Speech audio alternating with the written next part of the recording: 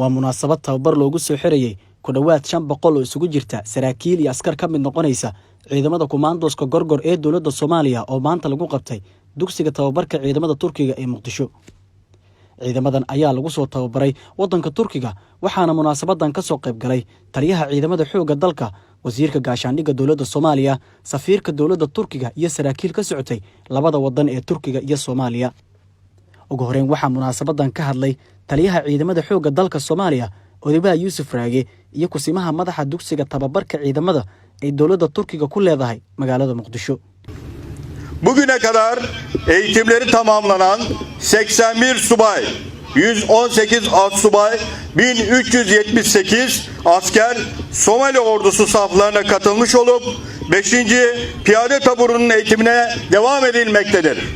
ilaa imaantada waxaa tababarka dhamaystay 82 saraakiil 118 sargaal xigeen iyo 1378 askar waxaynu ku biireen ciidanka xoogga dalka Soomaaliya ururka shanaad ee ciidanka lugtana tababarkooda ayuu haatan socdo.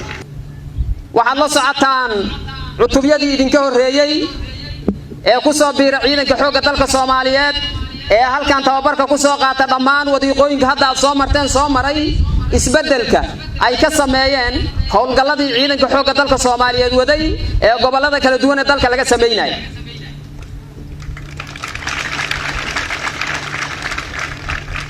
waxaan aaminsanahay runtii inaad fuli doontaan midaas mid la mid ah inaad ka sii wadi doontaan halka ay geeyeen iyo meelaha u dhiman.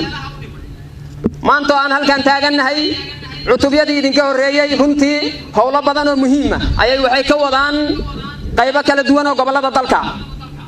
intaasi kadib wasiirka gaashaandhigga dawladda federaalka Soomaaliya Xasan Cali Maxamed Amar Dambe oo madashan ka hadlay ayaa bogaadiyay ciidamadan loo soo xiray tababarka.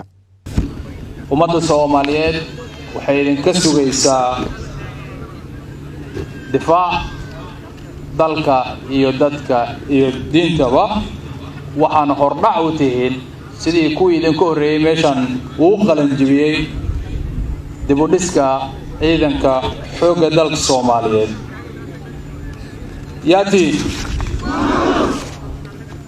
yaatiin diyaar muutiin difaaca diintiina dalkiina iyo dadkiina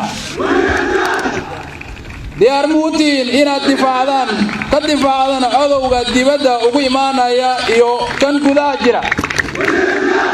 diyaar muutiin inaad bixisaan sharafkiina karaamadiina iyo cirdigiina diintiina dalkiina iyo shacabkiina Soomaaliyeed.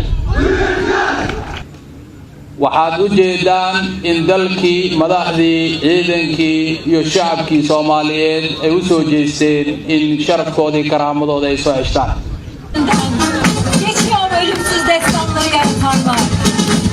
ciidamadan Commandos-ka ay maanta dawladda Turkiga tababarka u soo xirtay ayaa qayb ka noqonaya dadaalada ay dawladda Soomaaliya ku doonayso inay kaga adkaato al-shabaab isla markaana ay kala wareegto deegaanada ay hadda gacanta ku hayaan.